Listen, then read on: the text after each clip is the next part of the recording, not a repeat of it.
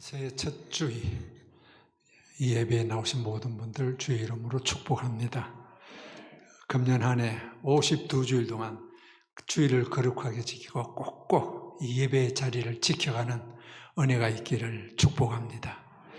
예배를 통해서 은혜 받고 또 특별히 성가대원들 52주일은 꼭꼭 아름다운 찬양으로 영광 돌리는 은혜가 있기를 축복합니다. 그 땅으로 가라. 2절에 보면 그런 말씀이 나옵니다. 그 땅으로 가라.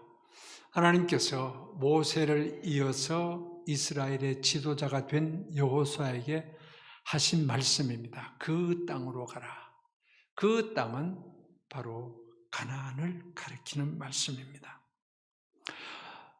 우리가 한 해를 시작하면서 새로운 달력을 또 겁니다. 365일이 빼곡하게 적혀 있습니다. 근데 우리는 이 한 해를 시작하면서 그 기록된 날짜 하나하나에 감추어진 비밀을 우리는 모릅니다. 어떤 일이 일어날는지, 어느 달, 어느 날에 어떤 일이 일어날는지 우리는 모릅니다. 세계적으로 혹은 국가적으로 혹은 교회적으로 우리 가정이나 내 자신에게 어느 날에 무슨 일들이 일어날는지 모릅니다. 그래서 새해를 맞이하면서 두 가지 마음이 있는 것 같아요. 하나는 기대가 있습니다. 금년에는 뭔가 좋은 일이 있을 거야. 하나님의 축복이 있을 거야 하는 기대 속에서 한 해를 시작할 수도 있고, 그와 정반대로 불안하며 염려 속에서 한 해를 시작할 수 있습니다. 코로나같이 위중한 상태가 계속되는데 금년에는 어떤 안 좋은 일이 있을까 불안해하면서 한 해를 시작합니다. 여러분 어느 쪽이에요? 기대입니까? 불안입니까? 예, 믿음이 아주 좋으십니다. 기대. 일반 사회에서 이런 통계가 있습니다. 한 해를 시작하면서 당신은 기대에 차 있습니까? 불안합니까? 내일을 내다보면서. 어떤 통계는 기대가 많고 어떤 건 또 불안이 많습니다. 사실 이 두 가지가 공존하고 있습니다. 우리의 마음속에 누구든지 기대가 있죠? 야, 금년에는, 작년에는 정말 어렵고 힘들었는데 금년에는 하는 기대가 있고, 다른 한면에는 동시에 불안합니다. 세상이 하도 뒤숭숭하니 또 무슨 일이 일어날까 염려가 있습니다. 여호수아가 하나님의 뜻 안에서 모세를 이은 지도자가 되었을 때 역시 그도 이 두 가지 마음이 있었습니다. 모세가 죽은 뒤에 여호수아와 이스라엘 백성들은 기대는 뭡니까? 가나안 땅 간다. 젖과 꿀이 흐르는 땅이다. 어렵고 힘든 광야 생활 이제 끝났다. 가나안 너무너무 좋은 곳. 야, 우리가 이제는 그 땅에 들어가는 벅찬 기대가 있습니다. 그러나 동시에 다른 한면에는 우리가 과연 가나안을 차지할 수 있을까? 염려가 있죠. 왜? 당장에 눈앞에 보이는 요단강이 있습니다. 저걸 어떻게 건너지? 가나안 7족속은 굉장히 강한 족속이라고 이야기하는데, 또 맞닥뜨리는 첫 성이 견고한 여리고성이라 그러는데 우리가 차지할 수 있을까 하는 불안과 염려, 이것이 동시에 있었던 것을 보게 됩니다. 가나안 땅은 이스라엘 백성들이 조상 아브라함부터 약속한 것입니다. 창세기 12장에 하나님께서 아브라함에게 너 후손에게 이 땅을 준다고 약속을 한 땅이 가나안 땅입니다. 그 이후에 이삭과 야곱과 요셉에 이어지면서 계속해서 이 땅, 가나안 땅이 바로 너희들에게 주는 땅이다 했습니다. 모세를 부르시면서 하나님께서 이 백성을 이끌고 조상적부터 약속한 그 땅으로 가라. 바로 가나안 땅을 가라고 했습니다. 그렇기 때문에 이스라엘 백성들의 목표는 가나안입니다. 오늘 우리의 신앙생활에 있어서 목표가 있습니다. 가나안이라고 표현할 수 있습니다. 금년 한 해 내가 성취하고 싶은 목표, 꿈, 계획, 가나안입니다. 교회적으로 계획하고 달성하고 싶은 어떤 목표가 있을 것입니다. 교회의 가나안입니다. 성도가 기도하면서 금년에 꼭 이렇게 되기를 바라는 표대 가나안입니다. 물론 궁극적인 가나안은 영원한 천국이겠죠. 그러나 한 해를 시작하면서 금년 한 해 이루고 싶은 그 무엇, 그것이 가나안입니다. 이 가나안의 성취가 교회적으로 또 여러분 성도 개인 한 분 한 분에게 이루어지기를 주의 이름으로 축원합니다. 그 땅으로 가라. 그 명령을 왜 하셨는가? 이미 경험했습니다. 여호수아는 민수기 13장에 가나안 땅 정탐을 했습니다. 가보고 우리 못 간다. 가나안 땅 우리 못 간다. 돌아가자. 막 이런 일이 있었습니다. 그런데 지금 모세가 죽었으니까 모세도 죽고 난데 우리가 어떻게 갈 수 있냐? 또 돌아가자. 그럴 수도 있습니다. 하나님께서 여호수아에게 단단히 말씀하십니다. 그 땅으로 가라. 뒤돌아보지 말고 전진해서 그 땅으로 가라. 그렇게 말씀을 하신 것입니다. 그 말씀을 하시면서 여호수아에게 하나님께서는 두 가지 명령을 하시고 한 가지 약속을 하십니다. 오늘 본문에서 1절에서 9절까지 보면은 명령이 두 가지가 나오고 약속이 한 가지 나옵니다. 가나안 땅으로 향해서 가는 너희들, 특별히 여호수아, 이것 해라. 그리고 그러면 내가 이것을 약속한다. 두 가지 명령, 한 가지 약속이 있습니다. 오늘 이 두 가지 명령과 한 가지 약속을 첫 주일에 나누려고 합니다. 첫 번째 하신 말씀이 마음을 강하게 하라. 두려워하지 말라는 말씀입니다.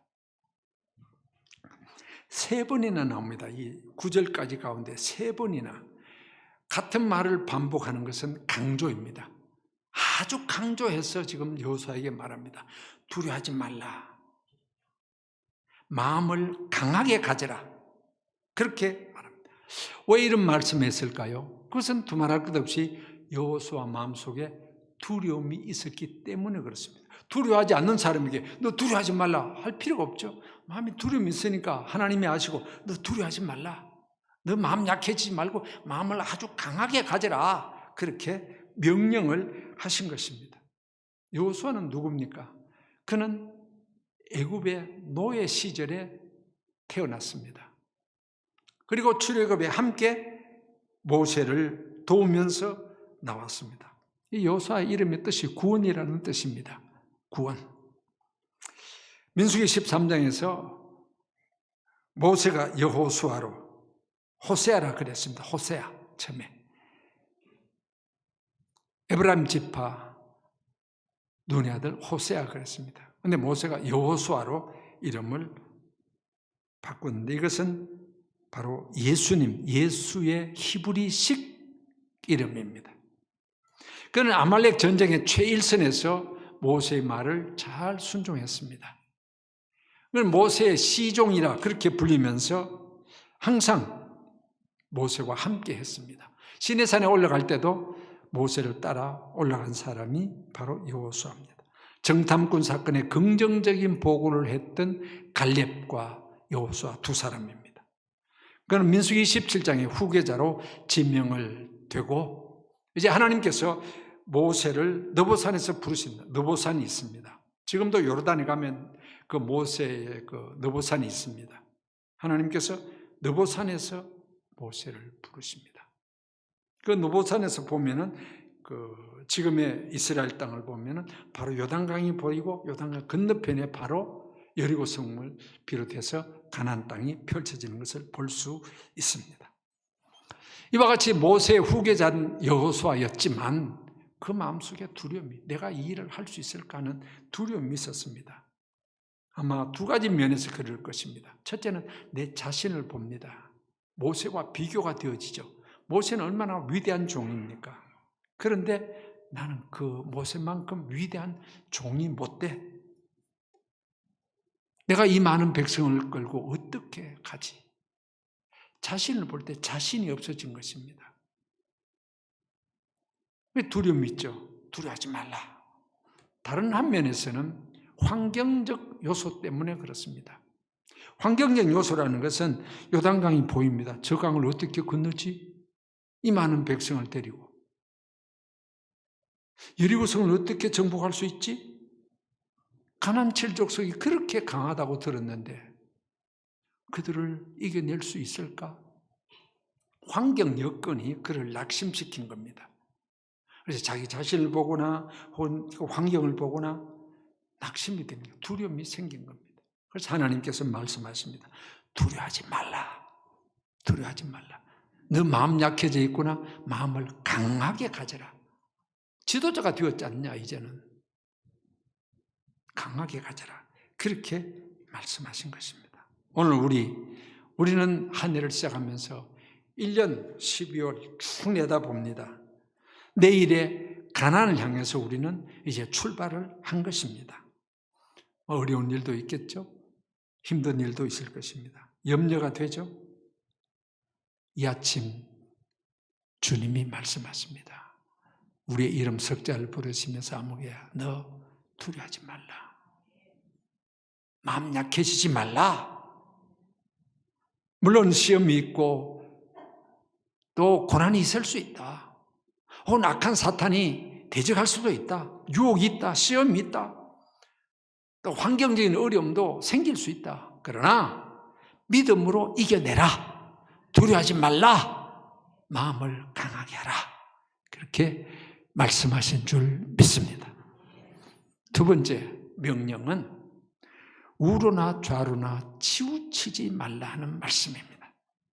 7절과 8절을 봅니다. 7절에 오직 강하고 극히 담대하여 나의 종 모세가 네게 명령한 그 율법을 다 지켜 행하고 우로나 좌로나 치우치지 말라. 그리하면 어디로 가든지 형통한다. 8절에 이 율법책을 내 입에서 떠나지 말게 하며 주야로 그것을 묵상하여 그 안에 기록된 대로 다 지켜 행하라. 그리하면 내 길이 평탄하게 될 것이요 내가 형통하게 된다.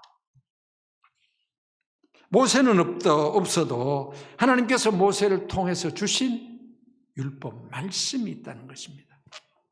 이 말씀을 내 입에서 떠나게 하지 말라. 그것을 주야로 묵상하고 그것을 지키고 우로나 좌로나 치우치지 말고, 즉 말씀 중심으로 신앙의 정로를 걸으라는 것입니다. 오른쪽으로도 가지 말고 왼쪽으로도 가지 말고 정로, 신앙의 정로를 지키라. 네 자신이 이 말씀대로 이 말씀 붙잡고 살아갈 뿐만 아니라 이 말씀이 이스라엘 백성들을 이끄는 원리가 되어야 된다 말씀입니다. 그 땅에 들어갔을 때 그렇습니다. 이미 모세를 통해서도 오경을 통해서 여러 번 말씀하신 하나님의 말씀이 뭐냐면 그 땅에 가나안 땅에 들어가면 그 땅의 사람들이 섬기는 신이 있다 하는 것입니다. 그들은 그 신을 섬기며 살아간다. 너희들이 그곳에 가서 행여 하나님 나를 섬기는 것에서 떠나 그 사람들의 신을 섬기는데 미혹되지 말라. 바알 섬기고 아스타라 섬기하는 그런 신들이 있는데 우리도 이 땅의 신을 한번 섬겨보자 그런 생각 아예 하지 말라는 것입니다. 왜? 이 사람들이 이렇게 잘 사는 것을 보니까 아마 그들이 섬기는 신을 잘 섬겼기 때문에 그 신들이 복을 줘서 이렇게 잘 되는 것 아니냐. 그렇다면 우리도 이 땅에서 복받고 살기 위해서 그들이 섬기는 신을 우리도 섬기자. 이런 미혹이 될 수도 있다. 그러나 결코 그렇게 하지 말라는 것이죠. 너희들은 택한 백성, 소위 선민이다. 이스라엘은 선민입니다. 아브라함, 믿음의 중수자 아브라함 때부터 시작해서 이스라엘 백성은 택함 받은 백성입니다. 유일신 하나님만 섬기는 백성입니다. 그렇기 때문에 그 하나님을 섬기는 백성으로 하나님께서 주신 말씀을 가지고 살아가라는 것입니다. 우리의 신앙의 원리가 어디 있습니까? 무엇을 기준으로 혹은 무엇을 중심으로 우리가 믿음을 가집니까? 말씀입니다. 우리가 살아가는 삶의 원리가 뭡니까? 그리스도인의 삶의 원리가 어디 있습니까? 말씀입니다. 세상 사람들이 살아가는 원리가 있습니다. 자기의 이성적인 판단이라든지 세상의 어떤 풍조 같은 거, 그것을 따라 살아갑니다. 그러나 우리는 세상 풍조 따라가는 게 아니에요. 세상이 뭐라고 말하든지 우리는 우리가 가진 원리, 말씀입니다. 그렇기 때문에 로마서 12장에 너희는 이 세대를 본받지 말고 오직 마음을 새롭게 함으로 변화를 받아 하나님의 선하시고 기뻐하시고 온전하신 뜻이 무엇인지 분별하라. 하나님의 뜻을 알아. 하나님의 뜻이 어디 있습니까? 성경에 있는 거죠. 이 말씀대로 믿고 말씀대로 살아가는 원리, 이것이 바른 신앙인의 원리요 바른 교회의 원리인 것입니다. 이거 떠나면 안 되는 겁니다. 왜냐하면 세상은 다 변해도 하나님 변함이 없고 말씀은 변함이 없습니다. 변함이 없는 것을 가르쳐서 우리는 진리라고 말합니다. 성경은 절대 진리입니다. 어제, 오늘, 내일 다름이 없습니다. 똑같은 원리입니다. 그렇기 때문에 우리는 이 말씀 중심의 신앙, 다시 강조합니다. 절대 신앙입니다. 절대 말씀입니다. 이건 양보할 수가 없습니다. 이거 양보하면 신앙이 다 깨지고 무너지는 것입니다. 세상은 지금 기독교를 향해서 엄청나게 공격을 하고 있고 기독교 원리를 비판하고 있습니다. 그 가운데 하나가 지금 문제가 되는 차별금지법, 소위 평등법. 다 평등, 차별하지 말자. 얼마나 좋습니까? 차별하지 말라. 남녀 차별하지 말라. 뭐 인종 차별하지 말라. 뭐 차별 다 좋은 거예요. 그런데 그 안에 엄청난 독소 조항이 있습니다. 종교 차별하지 말라. 그건 뭡니까? 기독교만 절대 진리라고 말하지 말라는 겁니다. 종교 다 똑같다는 거죠. 여러분, 종교가 다 똑같습니까? 아니요. 유일한 종교는 오직 기독교 신앙밖에 없습니다. 그런데 이 차별금지법이 제정되면요, 기독교만 진리고 예수만이 구원이고 교회만이 구원의 방주가 된다 말하면 잡혀갑니다. 이제 목사들 설교도 못하게 됐어요. 지금 못하는 게 아니라 그런 식으로 안 하면. 예수 외에 구원이 있습니까, 여러분? 교회 외에 구원, 노아 방주 같은 방주가 있습니까? 기독교 신앙이나 불교 신앙이 똑같은 거예요? 예수 믿어도 되고 목탁도 드려도 되고 똑같이 천국 갑니까? 지금 그게 차별금지법이에요. 내용을 우리가 알아야 됩니다. 지금 국회의원들이 할 일 없이 지금 그거 만들고 있어요, 지금. 하도 기독교에서 반대하고 막 사회단체, 시민단체 반대하니까 꺼내놨다가 집어넣었다가 꺼내놨다가 집어넣었다가 지금 또 꺼내놓고 있어요, 지금. 가결시킨다고. 근데 거기에 가결됐을 경우 이제 목사가 오직 예수 안 믿으면 지옥 갑니다. 잡혀가요. 이제 목사들 다 잡혀가게 됐어요. 그렇다고 목사가 뭐 이걸 타협하겠습니까? 그럼 장로님 기도하실 때 불교 절에 가도 되지만 오늘 교회 온 거 감사합니다. 이렇게 기도할 겁니까? 장로님들 다 같이 잡혀가야 돼. 그만큼 이게 문제예요. 그러나 어떤 경우라도 우리는 이 진리를 양보할 수가 없습니다. 그럼 기독교의 본질을 잃어버리는 거예요.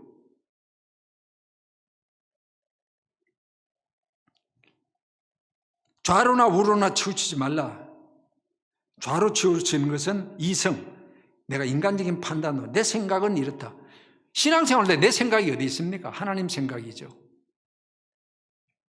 우로는 내 개인적인 경험, 체험, 뭐 신비한 거, 어떤 거 꿈에 본 거, 뭐 환상 본 거, 그것보다도 성경을 그 위에 두고 성경은 팽개쳐놓고 내가 기도해 보니까 꿈에 뭐 이런 게 나타나다 그 꿈대로 살아가는, 이게 우로 치우치는 거예요.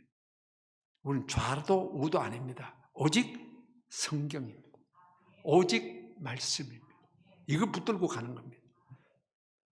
모세는 없어졌어. 그러나 너는 말씀이 있다.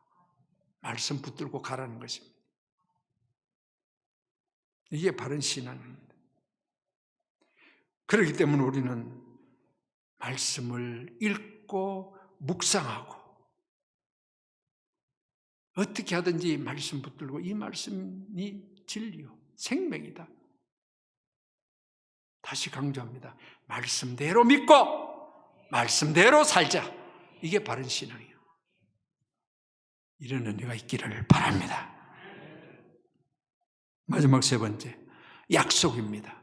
두 가지 명령을 하시고 약속을 한 가지 해주셨는데 그 약속은 내가 너와 함께하리라 하는 약속입니다. 5절에 내 평생에 너를 능히 대적할 자가 없으리니 내가 모세와 함께 있었던 것 같이 너와 함께 있을 것이나 내가 너를 떠나지 않으며 버리지 아니한다. 9절에 내가 네게 명령한 것이 아니냐. 강하고 담대라. 두려워하지 말라. 어떻게 강하고 담대해질 수 있느냐. 놀라지 말라. 네가 어디로 가든지 네 하나님 여호와가 너와 함께 하느니라. 네가 어디를 가든지 함께 한다. 즉 임마누엘의 약속입니다. 모세가 위대하죠.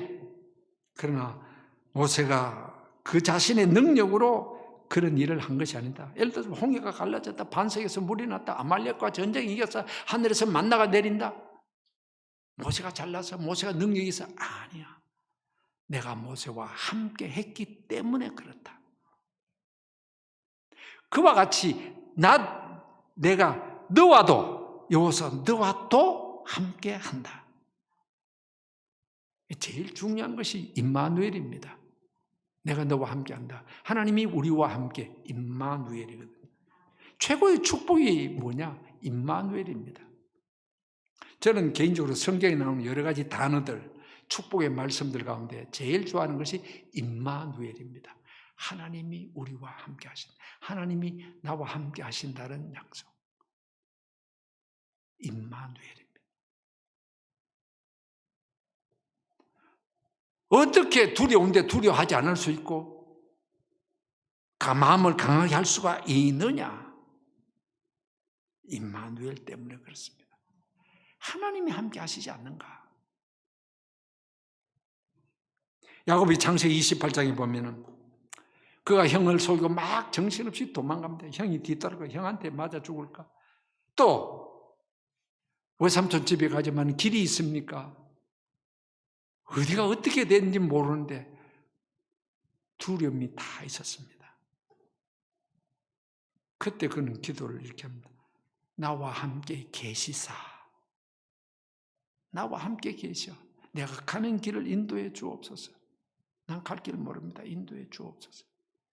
먹을 것, 입을 것, 가진 거 하나도 없습니다. 그것도 하나님 주시옵소서.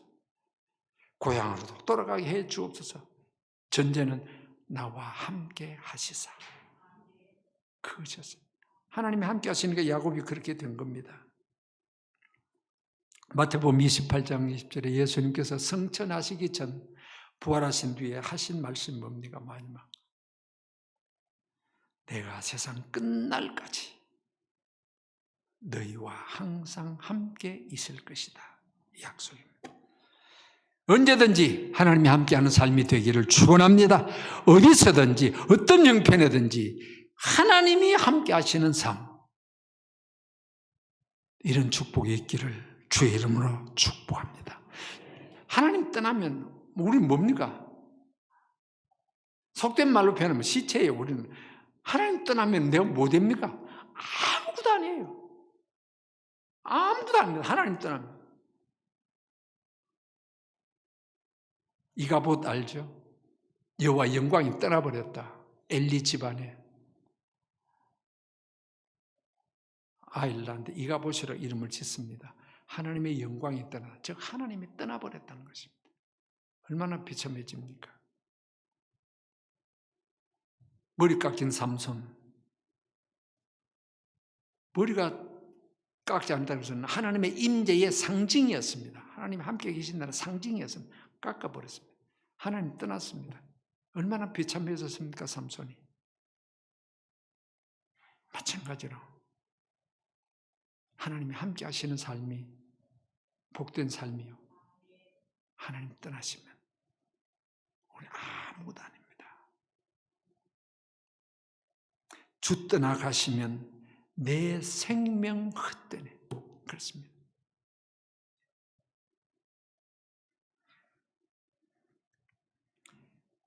궁극적으로 이스라엘 백성은 결국 가나안 땅으로 이제는 가게 됩니다. 우리가 안대리 여호수아서를 통해서 보면 여호수아의 지도로 요단강을 건너고 여리고 성도 점령하고 모든 전쟁에서 승리하고 가나안 땅을 차지하죠. 그 땅으로 가라. 갔습니다. 하나님이 함께 하셨습니다. 사랑하는 성도 여러분, 금년엔 여러분이 무엇을 꿈꾸고 있습니까? 무슨 표대를 정하고 있습니까? 무슨 기도의 제목을 갖고 있습니까? 어떤 가난을 꿈꾸십니까? 교회적으로 꿈꾸는 가난은 무엇입니까? 오늘 첫 주일을 지나면서 다시 한번 우리의 마음속에 품은 가난, 하나님 나와 함께 계시사, 우리 교회와 함께 계시사 임마누엘 하심으로 이루게 하옵소서. 이루어지는 은혜가 있기를 주의 이름으로 축원합니다.